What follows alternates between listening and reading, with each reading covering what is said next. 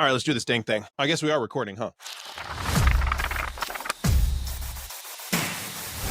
Welcome back, everybody, to the It's More Than a Cartoon podcast. My name is Dr. Applesauce. Today, we're joined with my co-host, Kyle, and we're going to talk about toxicity in the anime community, Solo Leveling sweeping the Crunchyroll Anime Awards, and how it seems like more than half of the anime community has their panties in a wad because the anime that they wanted to win didn't win. Now, don't click away if that triggered you. We want to talk about how to actually have like fun discourse and disagree and just have the common ground that we're all anime fans, and then that is the thing that should be celebrated. So what do you think about all that, Kyle, about the anime awards, Solo Leveling, all of that? What's your initial thoughts? There's so much to talk about, especially what happened from last podcast when we were talking about the Crunchyroll Awards. And we said we were going to talk about this one, and there's just so much to unpack. But the main thing I really do want to unpack about this is just how upset and how, honestly, let's just flat out say it, how rigged the Crunchyroll Awards were.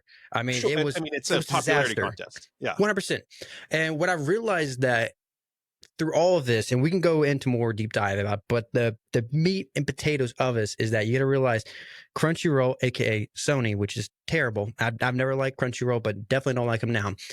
They are only focusing on algorithms instead of audience. That's the meat and potatoes of it. So we'll go more into that. I'm gonna let Will take over on this part and kind of give you the little overview.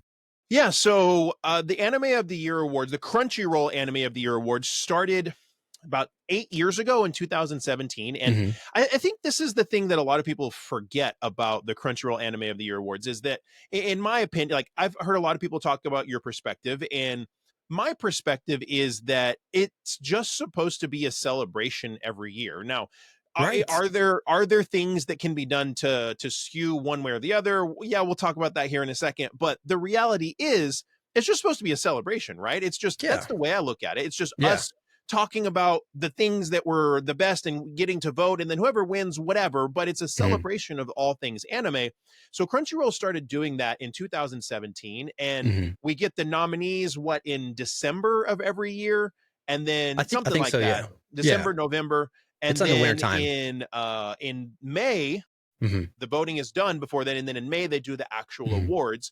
And so what happened this year is there was 2 new anime that came out, Frieren and Solo Leveling. They were both popular.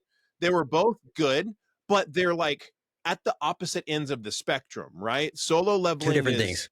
Yeah, Solo Leveling is just like your typical power scaling, aura farming. It's just constant boom, boom, boom, boom action.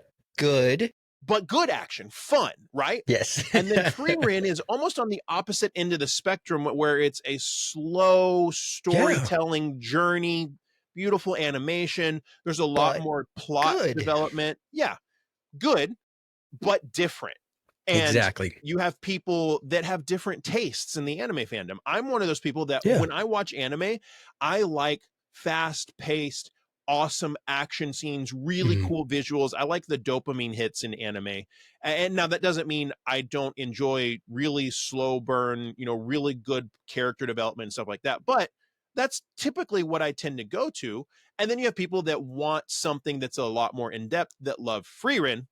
Well, what was the entire community like? The community was expecting, well, of course Frieren's going to win because it's the better show, right? And then you have people that like, of course Solo Leveling is going to win because it was way more popular. And what happened? Solo Leveling won. And the fact is, too, not only did they won, they won destroyed 9 awards. They destroyed the Crunchyroll Awards. It was just Solo Leveling. They solo leveled the entire Crunchyroll Award. And I'll let you take it, but I made a video. Clearly, you can tell which one I prefer. That's what I want to talk about. That's what I want to talk about. I made a video saying Frieren's not going to win. Solo Leveling's better, and it's going to sweep the awards. And I was like the whipping boy of TikTok for like weeks. And what did I say? Dude, come back and we'll see what happens. All right. Everyone in the comments were flaming you relentlessly, saying, no, Frieren's better. Frieren's better. You were never saying that Solo Leveling was better. You just claimed that Solo Leveling was going to win. And guess what? You were right. Said I felt like Solo Leveling deserved to win. But it's quiet now. It's quiet now that you're right. It's very quiet. But My favorite part was when I saw Dr. Applesauce free reign every Dude, time, I like was on the search literally a results. search term on You TikTok. were Dr. searched him. Applesauce free. It was amazing. And I'm like, dude, just give it time. Give it time. Because every time I saw those videos, all those stitches, like, everyone's like, oh, it's going to be free reign. It's going to be free reign. Y'all don't realize, okay, this is Crunchyroll, aka Sony. So I knew, you knew exactly what was going to happen. It's rigged. It's going to be Solo Leveling because first off, that right there destroyed Crunchyroll. Like the first episode destroyed Crunchyroll. I mean, Yeah. that right there, we knew that it was going to beat it beat One Piece in likes and then also has the most disliked video too. But besides that, we automatically knew it was going to win. It wasn't even a contest. It was just, here it is. This is your winner. But kind of getting back into the Crunchyroll Awards. Back in 2005, this year, you're expecting Jujutsu 2025. Kaisen, 2025. Sorry, yes, 2025.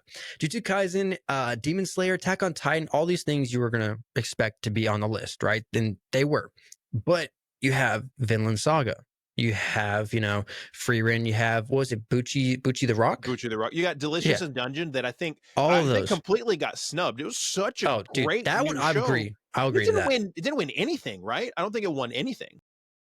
So the accusations, fans are calling it rigged, but honestly, if you look at it, I think someone actually kind of leaked, or even one of the announcers himself told exactly what happened. You have the fan votes, which is about 30%, and then you have what it's called it's called a jury of industry insiders, meaning certain people, and another content creator said this, that certain people had double votes. Certain people had more votes weighed in their decision. So what does an insider vote mean? Pretty much what the market wants you to have it as. What's going to get clicks? What's going to push on the algorithm? What's going to cause even controversy? The free run solo, everyone knew what was going to happen. So maybe if you give it Solo Leveling and it might push more, it could be a good thing. It could be a bad thing.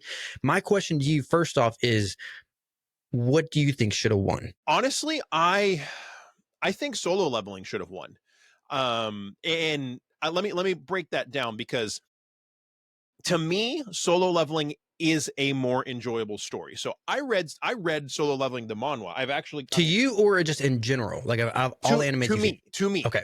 So like I've been reading it since like here's the manhwa right here. Like I've been reading it since the manhwa. I've been collecting it recently too, dude. And it's actually like, it's beautiful. But it's anyways, beautiful. I personally think Solo Leveling should have won, and there's a few reasons for that. Okay.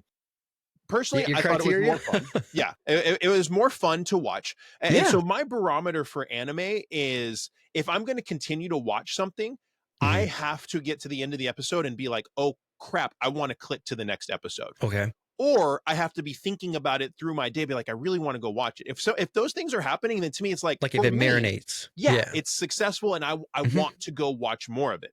I watched probably 3/4 of Free Ren, and I was forcing myself every time to click the next episode. There was never the only time that I really got to the point where I was like, "Ooh, I want to see the next episode," is when when Free Ren was imprisoned, and then she just like obliterates that demon guy that comes to kill her, and it opens up this little arc to where it's like, it's the peak part that's like the one really, really cool part in the middle of the season. Where everyone says, "Oh, this is when it gets good." Yeah, where there's this massive tone shift. That was the only part that was like, "Ooh, next episode." So for one, Solo Leveling always, even though I already knew what was happening because I read the manhwa and I haven't read the Free Ren manga, every episode of Solo Leveling, I'd be like, dang, I want the next episode. I want the next episode, because it's just fun. Free Ren never made me want to go to the next episode. But again, that's just my opinion. Because of that, I thought Solo Leveling was better. I also acknowledge, and I would say I'm a decent judge of being able to look at the community, look at what people in the anime community are watching and enjoying. And there was way more hype for Solo Leveling than Free Ren. And the counter argument to that is, well, Free Ren surpassed Full Metal Alchemist Brotherhood on Mal for taking the best anime of all time. Maybe they did, but there's a couple things that you got to understand about that. One, Full Metal Alchemist Brotherhood has been on Mal for a long time. It has like 3.6 million votes. Free Ren has like 1 million votes on Mal, right? So it soared really, really fast. And I still believe that Full Metal Alchemist should be higher based on the amount of votes that it has. But that's the counter argument that, like, well, Free Run, got up to number one on Mel. Whatever, that may be the case. But when I would talk to people, and I do spend a lot of time going out into conventions and talking to people, talking to anime fans, interviewing voice actors and stuff like that, I feel like I have a really interesting and unique perspective over oh, this is not meant to be disrespectful, but over your average weeb that just stays at home and watches anime and doesn't really get to go out and interact with the community. That's not a snub. That's just not me the at average all, right? person. It's just the average person, right? I don't live an average life in what I get to do.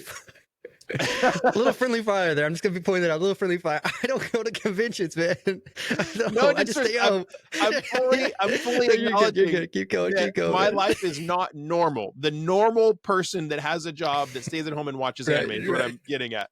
Right. But I have an interesting perspective where I get to talk to a lot of people, and the hype for Solo Leveling was way more than the hype for Free Run. A lot of people enjoyed Free Run. And Free Run was great. But that is another reason that I was fairly certain that Solo Leveling was going to win. Third reason, and this is where we get into the little like the shiesty stuff. Okay. I love Crunchyroll because Crunchyroll made anime so accessible in such an easy package for so many people. Okay. And this is where you and I differ a little bit too, because hate Crunchyroll, hate it. Well, not even on that aspect, but because I've been watching anime since 2000. So for 25 years. Yeah. And my anime was Toonami Midnight Run. That's where I got anime.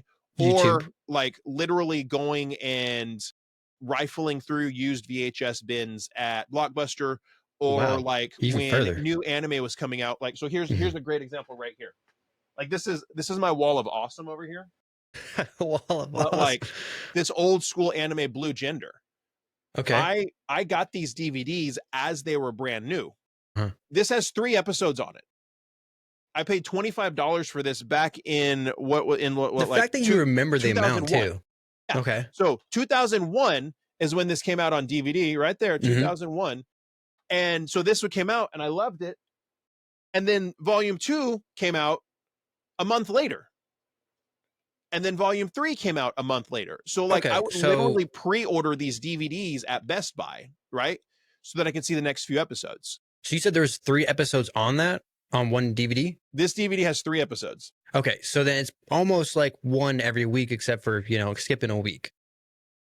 Kind of. Because you said the next one came out in the month, right? About a month apart. And so what I'm getting at is the reason that I love Crunchyroll is I grew up when access to anime was so hard. You had to really go out of your way to get the anime that you wanted, or you had to download it on LimeWire or Napster and watch it in like 3 parts. So I remember watching all of Death Note, and I had to download every episode of Death Note episode 1 part 1, episode 1 part 2, episode 1 this is before people got into complete series. They had to do each episode. And it was each episode in like little 8-minute clips. So what I'm getting at as I rant is access to anime when I was coming up was so limited, and now I can pull up any anime that I want on my phone. It's easy in the next 30 seconds. And a big part of that is because of companies like Crunchyroll and Funimation. So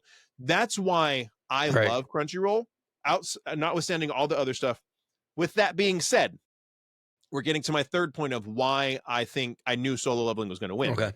With that being said, the awards were for Solo Leveling season 1. Okay. Right. Not season 2. Right. Do you think Crunchyroll made a mistake and accidentally released season 2 at the very beginning of 2025 when everybody would be voting for the Crunchyroll Anime of the Year Awards? So what happened was the Anime of the Year Awards were for Solo Leveling season 1. But while the voting window was open, season 2 was out, and season 2 was regularly releasing. Season 1 was great. Season 2 was super hyped. Season 2 was kind of swaying the voters. 1. So I have no proof, but it seems like too much of a coincidence to me that it's like, hey, we have Solo Leveling season 1 here. Yeah, it's and a coincidence. while the voting window's open, let's go ahead and release season 2, because the average, like I said, the average weeb that just sits at home and enjoys anime, and they're not really super plugged in. They're thinking just enjoying it's for season 2. Hey, yeah, this which is doing great at the time. So those are my 3 points and 3 reasons why I was fairly certain Solo Leveling would win. So I'll try to go with yours and try to like answer them backwards almost, or whichever one that I could remember. But first, another talking point for another podcast of why I do not like Crunchyroll. There's a whole mountain of that. That's a whole different thing. I think the only reason why you're probably saying Crunchyroll is because they were one of the first ones to kind of do it right, but then they went completely wrong. So kind of to clarify that. But to answer with the Solo Leveling, first off, it is a coincidence, but at the same time, I don't know. And we could allege saying that they did this on purpose, but also if you think I'm not about saying that they did. I'm just looking at it being like, that's a heck of a coincidence, right? A coincidence, But at the same time, you think about this too, is these animes are kind of scheduled out. And when season 1 came out, it was supposed to come out, I think, in like the summer, but then it got pushed back and then got pushed back. Solo only got pushed back so many times. So I think they were so focused on putting out season 2. But at the same time, now, if you look at for season 3, I think what's going on with that, and I feel like it's just gonna be like a Solo Leveling episode, whatever now we're talking about, but what's going on with that, because I don't know if you saw, but apparently Crunchyroll was asking for the fans' help for season 3. That's not even coming out probably till I think 2026. So instead of having it like what everyone thought was going to be, since it came out in 2024, we're expecting to come out in 2025. We're having to wait a whole year for Solo Leveling, and who knows, it might get pushed back even more. I don't know if that's going to look good for Crunchyroll. One thing is they're asking for help, and also they pushed out for the awards for them to be number 1. I don't know if that's a good look for Crunchyroll. I'm not 100% sure on that. But was it Crunchyroll that was imploring the community to advocate for it to be faster, or was it I feel like it was. I don't feel like it was Crunchyroll. I feel like it was like one of the producers from A1 Studios or something like that. I think it was. So I didn't really read too much into it, so I could be completely wrong by now. But what I saw is Crunchyroll was asking for help for it to be produced faster. So that could be, maybe Crunchyroll asking A1 Pictures or whoever they go with. They might even switch. They might do a whole Attack on Titan situation. They might just go to them to push it out further. But at the same time, does that look good? Because you have also in the anime community a big thing that a lot of people do not like now recently is, well, not recently, it's been happening for a long time, is that overworking manga and animators. Yeah. So I don't know if that'll look good on them either way. Right now, what I'm looking at is Crunchyroll isn't looking good either way they go with it. I think the only way to save them from this situation is kind of honestly just dial it back, kind of do what every kind of content creator, what happens when they get some controversy or they're close to cancellation. Just kind of stay hidden from the public a little bit. Don't do the ukulele apology. Just go on and take a breather, take a beat. Don't be pushing Solo Leveling, because right now it's still mainstream. It's going to be mainstream for the longest time. Well, look at Attack on Titan's example. Like Attack on Titan season 1 came out, and then season 2 didn't come out for like 4 years, and then season 3 finished, and season 4 didn't come out for a long time after that. So like, Attack on Titan shows us that you can have these huge delays between seasons and still be successful. But you got to admit too, it's completely different now than it was back then, because agreed. I'm just saying, now, just everyone wants it now. Right.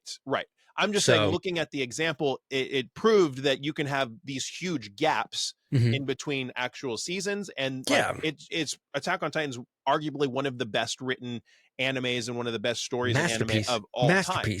And even the way it ended. Yeah. And I was one of the big advocates when it ended, being like, dude, this was strange. Beautiful. And season 4 really confused the crap out of me. And then I had to like go through and rewatch it in the context of like all simultaneously, and then I'm like, okay, it might not be the ending everybody wanted, but it was really good. Anyways, we're not talking about Attack on Titan. No. That just show all I'm bringing that up for is because Attack on Titan shows that if for whatever reason the studio or the production company or whomever it is has to like wait on releasing the next season, and it has to be an extended amount of time, the show can still be wildly successful. So I'm agreeing with you. Yeah, that 100%. If they just wait and say, hey, it has to be 2026 or it has to be 2027, whatever it is, that could just build the anticipation. As a company looking at it, if I'm in their shoes, If you're looking like we talked about in last week with Japan, how they're focusing on new anime and they're not even looking for reoccurring anime. I see that right now. It's in Japan. It could happen on the Western side. It could. But as a company, I'm looking at this is that you want that next season to come out. You want to make sure the hype is still there because it could fizzle out. Everyone knows too, even on social media, we know too, when there's a trend, there's a reason why it's a trend. It's only going to last for a certain period of time. Do I think Soul Leveling is above a trend status? Me personally, yes. I think it's great because I think anyone at any state of their anime watching career, life, whatever you want to call it, will enjoy it. I watched it, love it. I introduced it to my wife.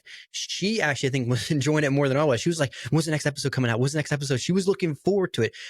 A person who's never watched anime in her life and never really like sat down and like absorbed it. She's watched some, movies with me, but like this one, she was hooked. So I think it's beyond a trend, but at the same time, I'm looking at a corporate. I'm thinking, hey, I want to get that bag. I want to make sure, it stays with that hype. So maybe they're going to push, maybe they're going to try to, advocate maybe for a new studio if they can't get what they want. But I don't see that happening. I think right now A1 is the right way to do it. I think a big part of it was because it was animated very, very well and is very graphically intense. I think it took so many man hours to animate all of these episodes that it's only going to be like that for the rest of the future. Yeah. And so I think that's the real roadblock is it took so long to do all of this that it's like, okay, how do they get season 3 out in a normal amount of time? Because they had to give these people breaks, I'm assuming. So what do they take a break legally? And do they take a break and hey, we're on hiatus for a little bit and slow it down a little bit, or do they go the Mappa route and completely abuse their animators, give them diapers and just make them sit at the desk? Too much, right? And what's funny is when you do that, you can see in some of the fight scenes from Jujutsu Kaisen when the Mappa animators were being overworked too much. Yes. If you pay attention, you can say, "Oh, this is beautiful," and then you see these frames. It's like, what the crap is going on there? No, yeah. I think it's also left a bad taste for me watching season 2. Like, so there's a lot of stuff I would say about season 2 that I didn't care for. It's still a great show to watch, but there's a lot of things I didn't care for. But the fact also is that I'm watching, I'm realizing, hey, you can see the struggle they're going through, and like, man, this must have been really hard for them to do. Yeah. But kind of getting back into it with Frieren, you mentioned how you kind of stopped 3/4 away. A lot of people are gonna be mad at you because, oh, you just got to when it got good. First off, if we're talking about, if you have to say any point in the anime, oh, that's when it gets good, that means that right there's a red flag for me. Because if you're saying like this is the best anime of all time, I know there's slow burns. But it doesn't get good until this slow point. Burns. Yeah, that right there turns me off. Like I said, just say it's a slow burn. All right, I think we need to rephrase like, oh, it gets good at this point. That doesn't sound enticing to me. Because right off of episode 1, Soul Leveling, it's a banger.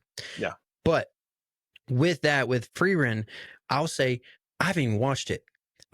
Reason why I have not watched, and the only reason I can protect myself and save myself from the backlash, which I'm all for the backlash, is that with my career of anime content, when I see anything past 12, 13 episodes, I'm like, all right, I'll save it for when I have time. Because I have to be constantly watching new anime to give recommendations. So if it goes past that, there are animes that have multiple seasons that if I'm enjoying it, I'll keep on watching it then. Yes, I'll keep on going. Which I guarantee you I will love Frieren. I know it's a great anime. I know I'm going to love it.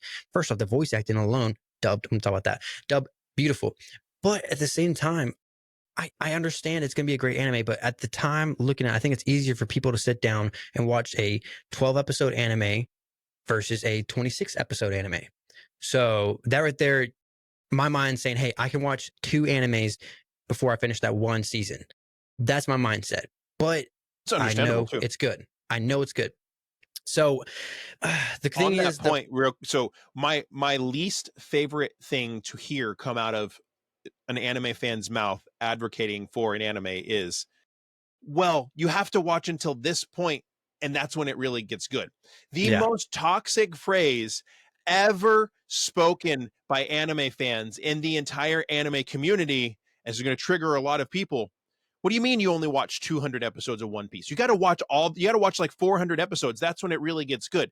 What do you mean I have to watch 400 episodes? What do you mean I have to watch 200 episodes? What do you mean I have to watch 60 episodes? If your position is that you should have to watch 200, 300, 400 episodes of an anime before it gets good. Hey, maybe that anime isn't as good as you think it is. I mean, people always say, okay, it's not the anime, it's your patience. All right. Tell me this then. Tell me this. All right. What are you going to do then? What are you going to do? Say if you're going out to eat, right? Are you going to go to, say you're going to go to a fast food place. You go to that fast food place. Are you going to go inside out of your car, order your food, and then sit, wait for them, and then give you your food and then drive home? Or are you just going to go through the drive through? Because if you're going to say my patience is short because of, if I'm willing to get out of my car and wait for that, but then if I'm not going to watch 200 episodes, you can't say my patience is short if you're going through the drive-through or if you're taking shortcuts, if you're doing this. Like, it's hypocritical, but at the same time, I understand One Piece is a great anime. It's generational because it's been going on for so long. You wouldn't have an anime that's going on for this long if it's not good. But if you have to say it gets good at 200 episodes, really break that down and tell me how that makes sense. It doesn't.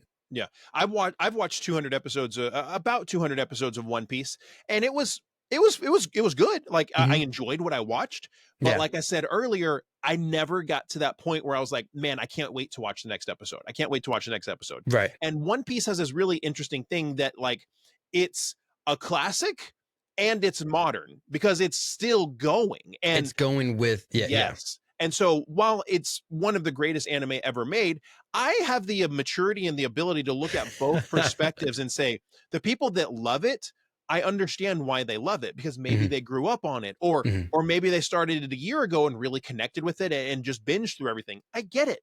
And then the people that aren't interested, I understand that too, because if you didn't grow up on One Piece and you're like, dang, 1,000 and 1,100 plus episodes, dude, I could literally watch 30 other complete anime in the time that I'm trying to watch all of One Piece. I get that as well. And I think this is a great transition into our next, we want to get into some of the toxicity in the anime community. Is I understand both sides, but there's this crazy, like, toxic, opinion that so many people have that if you don't like One Piece, or even take One Piece out of the equation, if you don't like the anime that I like, you're terrible. You're stupid. You're not a real fan. You have a bad attention span because you can't watch 500 episodes of something before you. I have 2 jobs, 3 kids, a wife. I travel 12 times a year. What do you mean I'm a bad anime fan if I can't watch 500 episodes of something to get to the point where you say it's good? I invested, multiple hundreds of episodes to figure it out. I get both sides.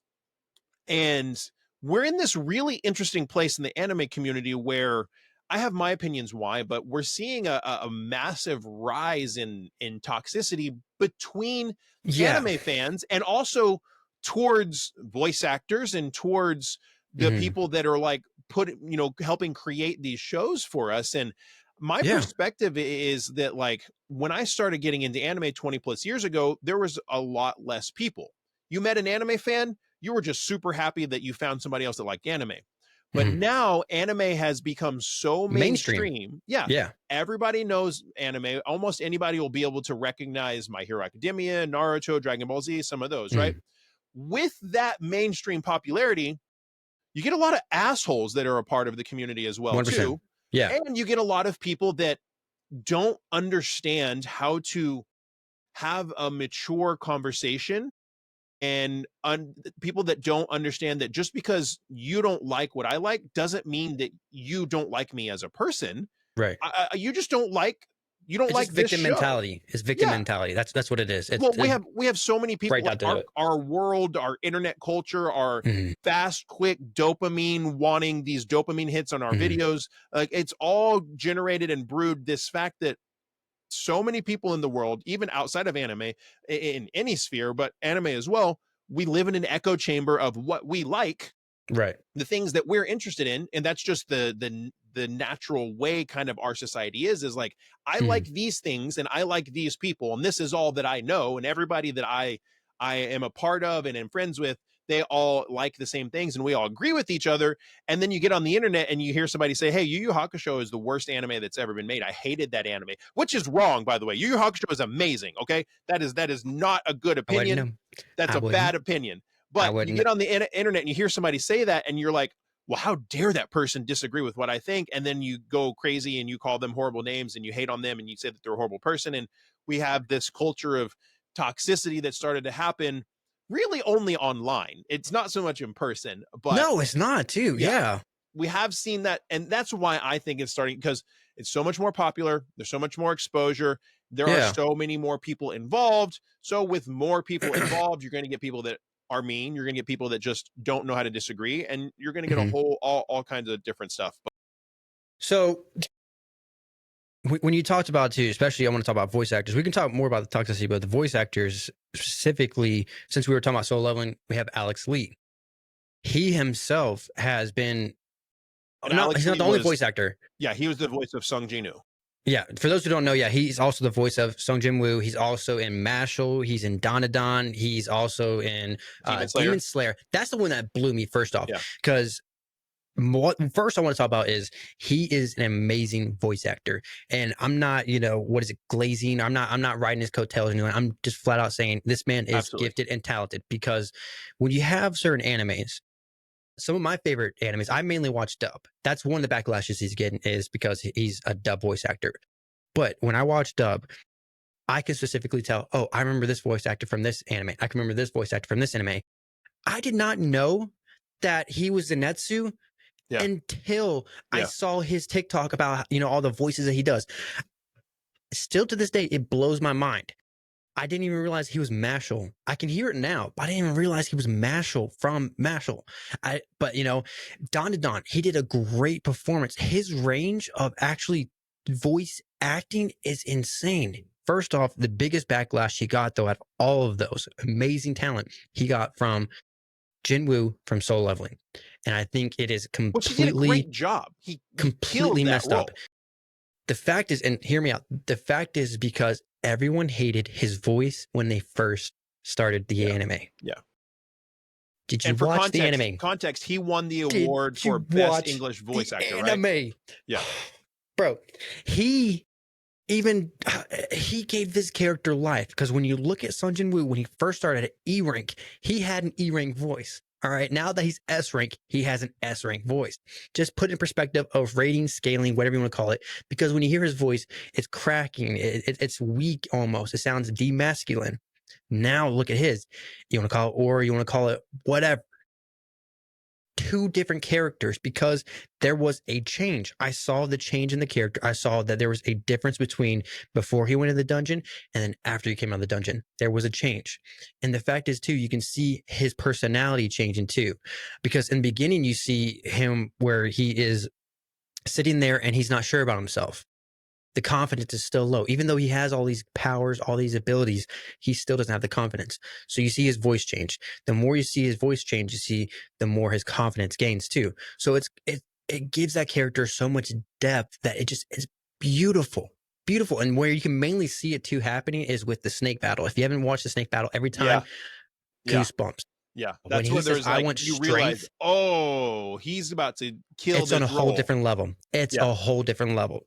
But the backlash he's getting is uncalled for, because I want you to kind of give more clarification, because you know about it too. Back in the day, in early 2000, 1990s, when we had dub anime, when it was trying to be more westernized, you had a small handful of voice actors. Now there's all these people who want to be voice actors now, and like I said, there's people who stand out, and there's amazing.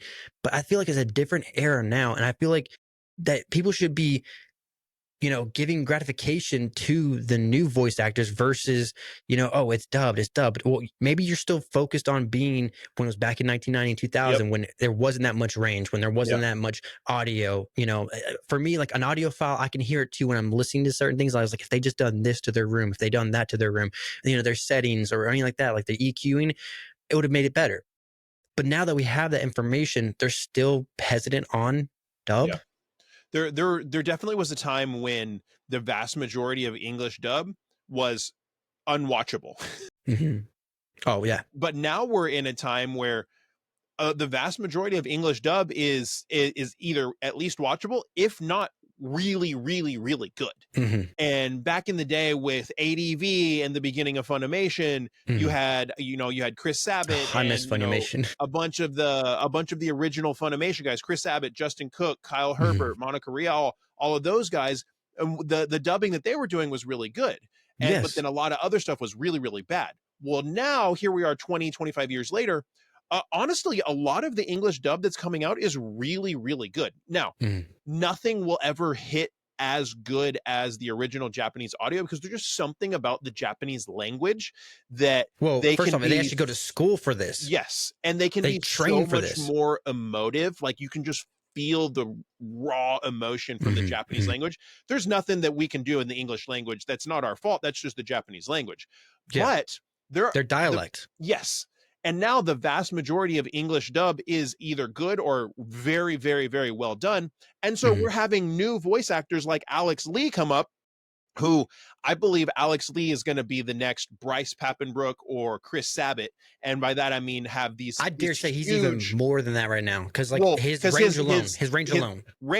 But his popularity is still growing. Yes, and the amount of like his works that he's done that he's really known for is much smaller than theirs. Yes. And so they both have Bryce Papenbrook and Chris Sabat. So Bryce Papenbrook is Eren Yeager, Inosuke, Kirito. Chris Sabat is Vegeta, Piccolo, All Might. They both have great range, and they've done a ton of really good characters over the past 10, 15, 20 years. So when I say I think Alex Lee is the next Bryce Papenbrook or Chris Sabat, in the next 10, 15 years, we'll look back and we'll see all the roles that he's done and be like, wow, that's amazing. But what's interesting about him is I've had the joy of hosting a panel with him and actually getting to talk to him and ask him questions. Dude, he's like 24. Yeah, he's very young. He's like 24, 25. And he got the role of Zenitsu when he was 19. So they recorded the first few seasons of Demon Slayer when he was 19. Wow. Yeah. And so I asked him, I was like, what's been continuous growth? Right. Since then. Oh, and so I asked him, I was like, what's it like voicing Zenitsu, but then getting to, transition to voicing other characters? I would love to talk to this guy. I would love to talk to him. He just seems like a cool guy to hang out with, honestly. He's super chill, relaxed. He's very quiet, which is interesting. Really? Yeah. But so you think his character comes to life when he's actually behind the mic then? Yeah, that's what it seems like. He's very reserved. He's very kind and polite, very reserved. Wow. And then when you see the roles that he's in, that's where all of the extrovertedness that's saved. It's a new person. Yes. Yeah. But I asked him, I was like, what's it like doing Zenitsu and then going all the way from Zenitsu to like something like MASH and Mashal or Sung Ji-nu and Solo Leveling, where those are completely different roles, whereas Zenitsu is very loud and annoying, and Sung Ji-nu is a very deep, brooding voice. Just like everything's like a grunge. And he goes, well, it's interesting because I got cast for Zenitsu when I was 19. He goes, so my voice hadn't fully, my voice was a lot higher when I was 19 as opposed to now 4 or 5 years later when he's like 24, 25. It's like, so when I recorded the initial few seasons of Demon Slayer, my voice was a lot higher. I hadn't really explored that lower range of my voice. And then now I have these other roles and my voice has gotten deeper. So literally he got cast as Zenitsu, and that was the perfect casting for him. And as he physically grew and his voice physically developed, now he's getting these other roles. So it's very interesting to see. Rightfully earned too as well. Yeah. So that's super interesting, but he is incredibly talented, and it's sad to see that it's not sad to see that he won voice actor of the year. I think he did a great job with Sung Ji-nu. I think he deserved to win voice actor of the year for that. What I think is the problem is I think people are getting mixed up why they're upset. I think people are hating on him for winning English voice performance of the year when they're upset about Sung Ji-nu winning best main character. You see what I'm saying? Maybe. Because that's more two different awards. Towards the dub. In my personal opinion, I really do think it is. It's possible, but because I think he deserved to win best vocal performance, English vocal performance. I don't think, as much of a Solo Leveling fan as I am, I don't think Sung Ji-nu as a character deserved to win best main character. I think there were better main characters. Like I would have preferred somebody like Kafka from Kaiju number 8 to win best main character because he's such an interesting dynamic character. Think about it. Kafka. Like it. I didn't like it. I'm sorry. For me, Kaiju number 8, it's so basic. I'm sorry. And but the it's biggest. not. But we only have one season. But that's all I needed because the ending was okay. Quick before we get back into Alex, because talented Kafka, right? Like I said, he's a very relatable character. Love that. But why at the end? Just give me clarification. You can change my mind. I'm open to it. But Sure, why I've read at the the manga, end? so I can give you all the clarification. This whole time, he's just trying to be on his childhood friend's level. He's trying to match her, right? And she won't even give him the time of day. She won't even like look at him, all that stuff, right?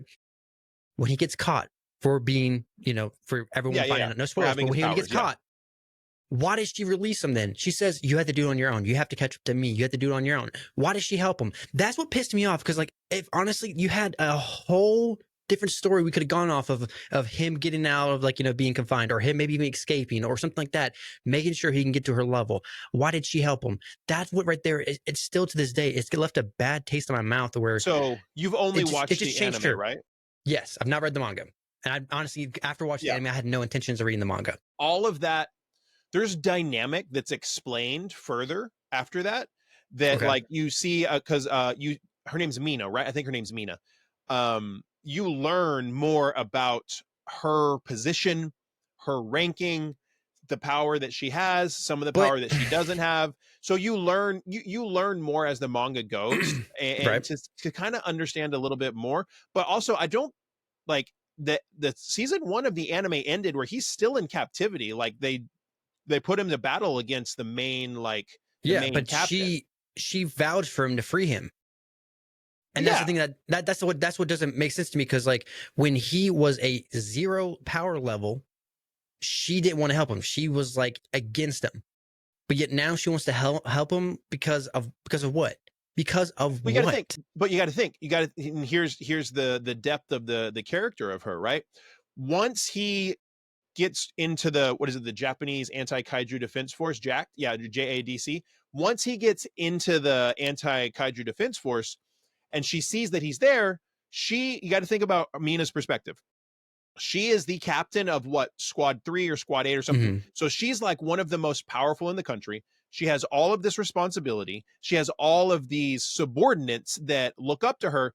And that also just furthers my point. Right. Well, let me get to my point. You also learn, I don't think you realize it as much in season 1, but as you read the manga, you learn that not only is she the captain of this squad, but she's also like, like All Might is the symbol of hope in My Hero Academia. Like everybody looks to All Might. All Might is this massive inspiration. But what did he do? That's kind of her in Kaiju number 8, is everyone's looking to her as this inspiration. So put yourself, stay with me for a second. Put yourself in her perspective, right? Her childhood friend who has failed the testing for 15 years straight and seems very underpowered and like he barely irked his way in. How would that look if she gave him special attention when he seems weak and powerless? But he's still considered weak and powerless, even though he has that monster and he defeated that person, like that. Exactly. She sees the potential because of what he does, because of the power that he exhibits, because he goes to bat and he saves other members of the Anti-Kaiju Defense Force. She sees that fundamentally he is good. She sees that he has a power that nobody else in the Kaiju Defense Force has. And so she sees an opportunity there that it's worth vouching for. That's my perspective. I see it as a favoritism, because I think you did a great job of putting My Hero and, Kaiju number 8 kind of there, because that kind of actually helps my point. Because if I'm going in her role, right, I'm embodying her, and my mindset is that I have a distaste to him because he's not at my level. We said we were going to be, right there together. We're going to be I would parallel. say it's not even a distaste. I would say it's more of a, not distaste. I would say it's more of an disappointment. Like an apathetic attitude, but also like I can't, like apathy kind That's of not what I was seeing in the show. With like, I can't show you any favor because of the responsibility I have. If I show you favor, it'll be viewed as I am abusing my responsibility. Her level of commitment to her position. That's why I think she was acting like this. You have her in this high position. You said you have people who look up to her, people who want to be her. How does it look for her saving someone who is part kaiju? Yes. How does it look for her? When your whole Because life is meant to eliminate the right. kaiju, how does it look on you? So it shows weakness. And so there could be, you know, room for that, for growth. And it shows weakness in her. How is her subordinates going to appreciate her if, hey, you're just going to help a childhood friend? You know, you're going to let your childhood friend who's also a kaiju who no way we could turn. You're supposed to be here protecting our lives. We're looking to you to protect our lives. And you're going to put us right next to someone who could potentially kill us. How does Yeah. that look on her? Yeah. But then going with the My Hero look, my viewpoint on that is that All Might, what did he do? He pointed saying, "You're next." All right. And everyone's like, what's going to mean? Then you're right there. You see Deku's main thing. That's the same thing she's doing. She's saying, "Hey, you're next." What did Deku have to do? He had to prove himself. Everyone still doubted him. Everyone was still out against him. And then once everyone found out about his quirk, spoilers. Once everyone found out about his quirk, what happened? He had to leave because all for no one for all was that his name? Yeah. I always get them mixed up. He was going after him, right? What were they doing? They wanted to save him then because he distanced himself because he knew he was a danger to them. Kafka should do the same, in my opinion. Yeah. He's a danger to them. Funny. He should distance. It's so, as somebody that's read the manga, and here's the problem with like you know anime where it's and going. manga. I don't. Yeah. Yeah. So we've got in the anime, we've gotten like this much of the story.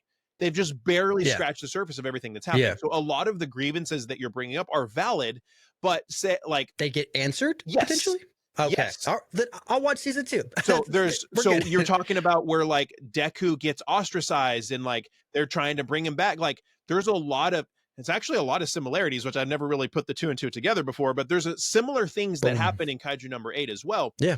But I think you have to understand, and like I said, you don't get this really in season 1 a lot. So this isn't a huge spoiler, but we'll probably get more of it in season 2. And if you read the manga of Kaiju number 8, you get more of it as well. Something that all of the captains of the Anti-Kaiju Defense Force already know. So as we're watching season 1, these characters, they know what I'm about to say. They're already aware of this. They're already ruminating and thinking about this and worried about this. Right. But we, as viewers of season 1, we don't understand this yet. They know that they are very ill-equipped to continue fighting the kaiju. It's a losing battle. Yeah. They know that they're fighting a losing battle. They know that if something doesn't change, they're one massive kaiju attack away from being obliterated. And that's probably the one defense you can give that show. Yeah. And then they see, and then Mina sees, oh, Kafka has this power. Mm-hmm. And he's my childhood friend. So I know his character. I know his commitment through the lens of one of the people in charge of the Anti-Kaiju Defense Force in Japan who has all this responsibility, knowing that they're one bad battle away from being wiped out. And then here is an unprecedented power of a human with high moral fiber, possessing a power that is unprecedented, that could be the thing that tips the scale in their favor. You see, this is all stuff that these characters know that we don't know they know. They have a new weapon. They have a new thing to use to help their battle and maybe get that upper edge because they're on a losing battle. So and I can understand why that. she sticks her neck out for him when nobody else is really going to understand why. Because her and the captains can see what maybe their superiors can't see. The ones that have him locked up. Okay, I understand that. And see, so there's trial periods that he goes through later where basically like little minor spoilers, but not massive spoilers, where like he gets given opportunities and they're like, okay, you get to be a part of this, but like if you mess up or you lose control, like we're going to kill you type of thing. Okay. So he gets to go through this proving period. Yeah. It's very good. So that right there does have me looking forward to season 2, which is coming out soon. But right there, that I want you to realize that point right there, all of that is what this podcast is about. All right. We had 2 differences. And I was able to sit here and hear your point. You were able to sit there and hear my points. And guess what? We're fine. We're not at each other's throats. The one thing I want to talk about is that why is the anime community like this now? Well, why can't they be like this actually? Because it went from a safe haven to a wasteland now. If just put into a image in your head to make it more vivid. Back in the 2000s, 2010s, anime was starting to get popular over in the Western area. And like I said, I knew about it too. It was seen as a subculture, if you pretty much meaning just for nerds or geeks or whatever you want to call it. It was a subculture. And I even acknowledged it too back when I was in middle school, high school, seeing all this stuff, that there was a different type of people who were watching anime. But they all seemed to get along with each other. They all seemed to be unified. now that it's mainstream, now that even celebrities are coming out and talking about it, it's gotten to a point now where it's just, it seems like the tides are shifting, and what, like I said, used to be a safe haven is now just full of toxic body shaming, hating people for their cosplay, hating people for their views. There's so many different avenues we can go down, and I don't understand it, especially like not even here, like online, but it can also happen at conventions. But technically, this is what I want you to put your insight on. If you see it happening at conventions, because what I've seen is that it's not particularly happening at the conventions. I see it more happening of people talking about what happened at the convention instead of being there and enjoying someone going out and taking that risk, dressing up in cosplay or doing whatever. I see people online getting mad at certain things that just are childish, in my point. Yeah. So can you kind of give me an insight on the convention side a little bit? Sure. I think first and foremost, I want to address like why this is happening. I think it's the product of it being so much massively more popular than it used to. I mentioned Do this you think earlier, there's right? a way to fix it then? Well, I'll get to that. But first of all, I think it's just anime is so much more popular, and with that massive popularity, like I said earlier, you're going to get people that are jerks. You're going to get people that don't know how to have that back and forth like we just had. Like that conversation that we just had. This is how it plays out online from two little weebs that don't really have maybe a lot of really good social interaction. This is how it plays out online. Man, I really love Kaiju number 8. You know what? I really didn't like Kaiju number 8. You're freaking stupid. How do you not like Kaiju number 8? Well, it's just not my thing. Why are you glazing Kaiju number 8? Get off of Kaiju number 8's rod. It's the best anime ever. Oh, are you a COVID fan? You're stupid. I'm not watching. I'm not talking to you. You don't deserve to be an anime. That's how that conversation plays out section. online.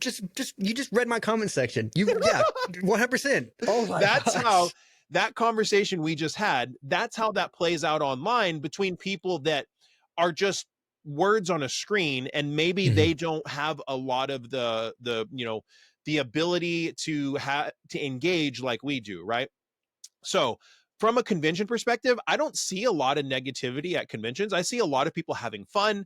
You see a lot of clicks. So like, here's the thing: in those clicks, it's people enjoying being with the people they want to be with, right? Right. Some people goes groups, or are you also saying it kind of like, is it a click towards like certain animes they're all cosplaying, or certain animes they like? Think about high school. Think about high school, right? Okay. Think about high school. At high school, I was a part of the like emo rock and roll skater clique. That's where I was a part of high school. Quick question though: were you for lunch inside or outside? Outside. Okay. But right, so you had that clique, right? So everybody in that clique, we're all friends having fun.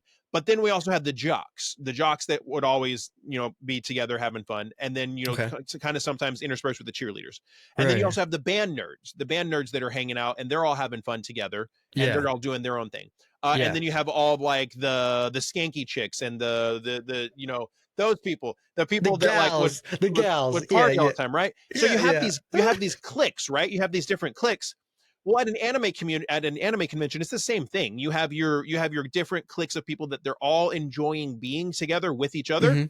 But maybe this clique of the the jock weebs and this clique of the emo weebs maybe there's an influencer in this clique and an influencer in this clique. Okay. And those two influencers don't like each other online. And then you get drama. Okay. Because I was like, how can you have cliques when you're all like the same thing? I can understand like if you like specific animes, but if it's influencer based or like, hey, I don't particularly like this person, on the same page now. That's how it can play out. Now, that's not the majority. The majority of what I experience at anime conventions is everybody just excited to be there and have fun and being really inviting and accommodating, and everybody just having a great time. And it's a lot of fun for everybody. Right. How do we solve it? I think this is a great way to kind of close out some closing statements for the podcast too, is like, I think the way that we fix that is twofold. One of the reasons is it's why I do what I do. It's why I go to anime conventions and interview people and put what people contribute or think is just rage bait online. It's like, this isn't a rage bait answer. This is somebody's honest opinion. And I put that out there for you to see so that people can see dissenting opinions from their own in the anime space. Right. Because so here's a great example that I don't agree with, but I can see the reasoning.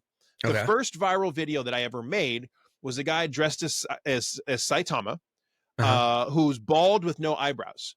And people are making fun of him because he committed to the Saitama cosplay so much that he shaved his hair and his eyebrows. But people don't realize that he has alopecia. And so he just has no hair and no eyebrows. And so Saitama is one of his favorite cosplays because it Yeah. works perfectly with his condition. Yeah. Dude, I don't think I have a cosplay that works for me, honestly. I've been, that's one reason I don't go to conventions, because I don't think I have a cosplay. You don't have to cosplay, dude. But so his perspective, I asked him what he thought the worst anime was, and he goes, I don't have one that I think's the worst anime. Can I give you what I think are the most overrated? And I was like, yeah, sure. He goes, I think the big three are the most overrated anime ever. And then he goes to defend his point, and he says, yes, they're great and people enjoy them, and I think they deserve everything that they have. He goes, but I think it's a lot of repetitive, lazy writing in these three stories. There's a lot of plot armor. There's a lot of main character needs to defeat bad guy defeats main character trains or gets the power of friendship, and then all of a sudden main character is able to defeat bad guy, and it's that repeated over and over and over again. And I was like, I can see why you have that opinion, and 100%. I can respect the reasons why you're defending that opinion. That makes sense to me. I don't agree, but that makes sense. Like, that makes sense that that's what you're saying and why you believe that way. I put that video out there because, and people are like, this is rage bait. This guy just wants attention. This is rage bait. But it's like, this isn't rage bait. This is someone's legitimate opinion that they back up.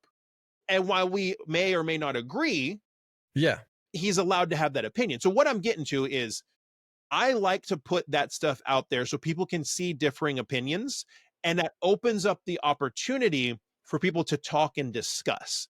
And then to hopefully do what we're doing here is to actually have conversations and have mature conversations. So how do we change the toxicity? I don't think any one or two people can, but one or two people or groups of people, we can exhibit and give the example of, here's how we can discuss this thing that we love, anime. And you can take anime out and you can put any topic that's in the world today and you can put that there in anime. Here's how we discuss this thing that we love. And here's how, when you agree or you disagree with me about something, how we could talk through that and defend it. And we can either, I can bring you to my side or you can bring me to your side or not. And it's still okay. And we can model that for people, right? And I think for me, that's one of my biggest hopes for this podcast, is for people to see stuff like that and have it modeled, how we can argue about something. And 100%. At the end of it, it's like, hey, we're still cool.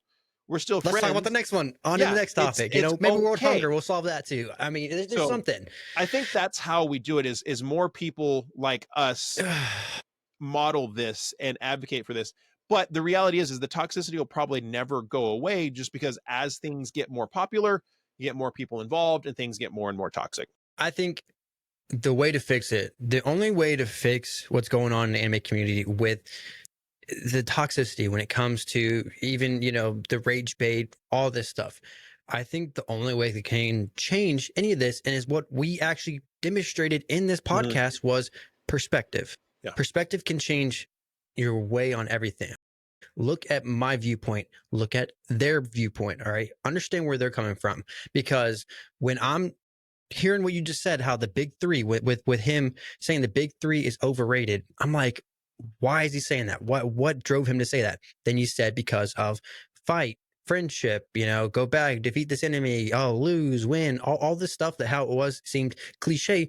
You have to realize, though, in that time period, right, he's probably maybe not that educated with it when it comes to it, but in that time period, these were like the first ones that happened. If you look at scary movies, okay, when you look at old scary movies, those were like the first ones coming out of that stuff. Like you saw, it might be like, say, you have a guy chasing after a girl. Why is he walking? Oh, that's what always drove me insane. But then you have like all this stuff going on. That was the first of its generation. Just to kind of sum it up really much, it's just the perspective, okay? You need to be able to sit there and listen to that person's viewpoint. Because like I said, he might not know that. And if he does, then okay, then we probably need to go a little bit further into it. Because my viewpoint of that is that I've seen a lot of people who say the big three is overrated, or even same thing with One Piece. They always say, oh, it's too long. Well, maybe that's your perspective on it, because back when 1990, when you're only watching one episode a week, or whenever it's coming for you, that might not seem that long. If you've been from the beginning, it might not seem as long. But now that's been 20 years this has been going on.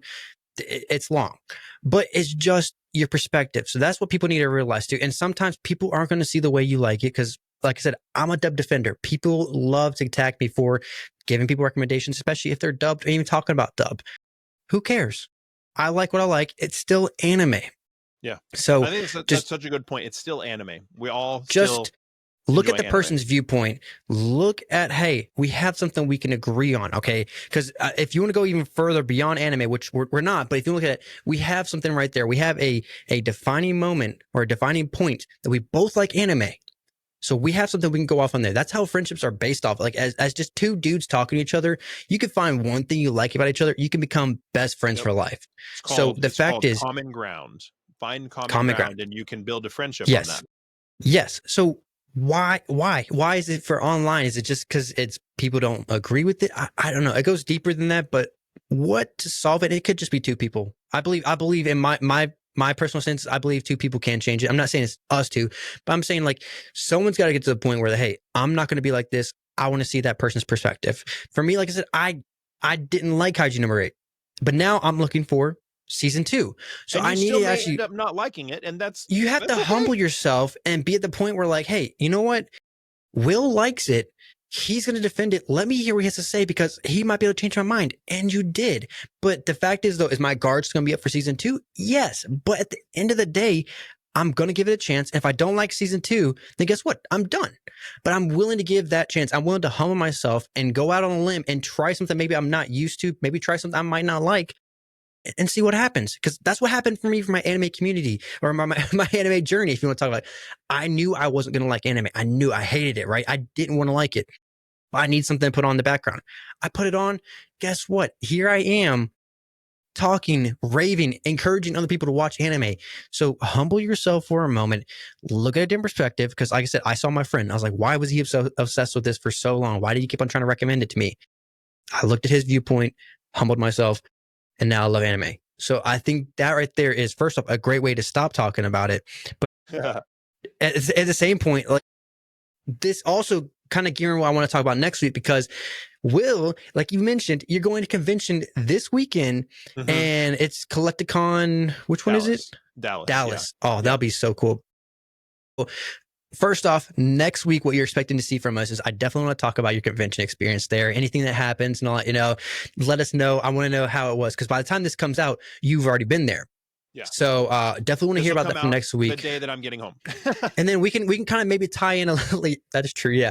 We can kind of tie in a little bit more of the toxicity if we want to kind of go a little bit further down there, because there are certain things I do want to talk about more in the toxicity, especially at conventions, why I'm kind of hesitant on going to conventions, because I've been to one technically, but it wasn't when I was an anime fan.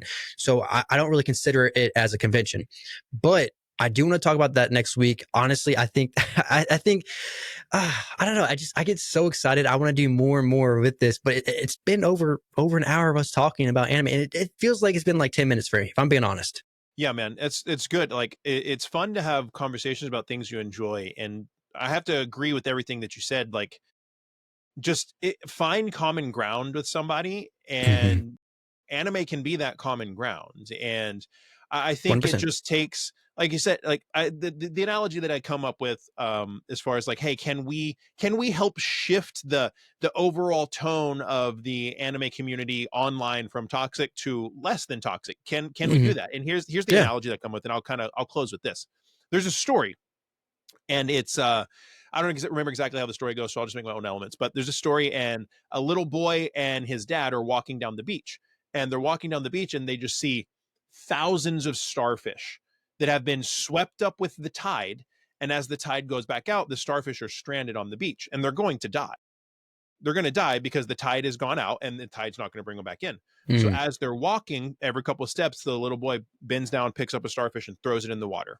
They're doing that, and after a while, they're like, there's thousands of starfish, and he's picking up one every once in a while and throwing it back in the water. And the dad goes, hey, why are you doing that? It doesn't, like, there's so many starfish out here that are going to die. We can't save them all. Why are you even doing that? It doesn't make a difference. It doesn't mean anything. And the little boy goes, I can't get all of them, but to the ones that I can throw back, it means everything. Yes.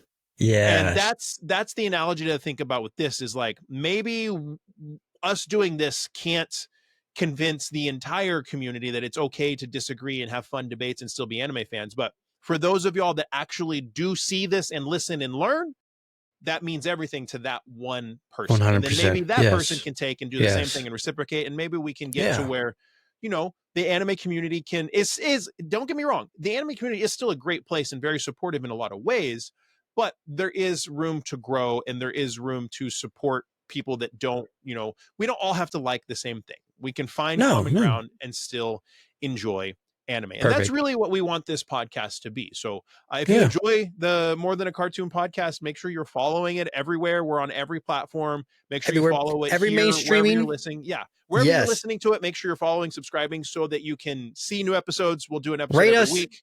Yeah. Rate us, please. Give us that good rating. And let us know your thoughts. Comment below. And if you have things that you want us to talk about, let us know in the comments. We would appreciate hearing that.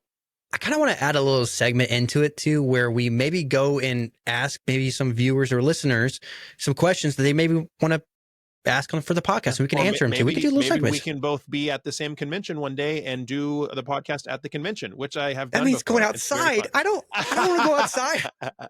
No, I'm really excited. I am planning one. So me and you will talk more about trying to go to certain conventions. I'm definitely trying to see if I can go to the one in New York. I'm not 100% sure if like scheduling and time, especially being a new father too, it's gonna be a little bit harder. But my mindset needs to be, if Will can do it, then like what am I doing, right?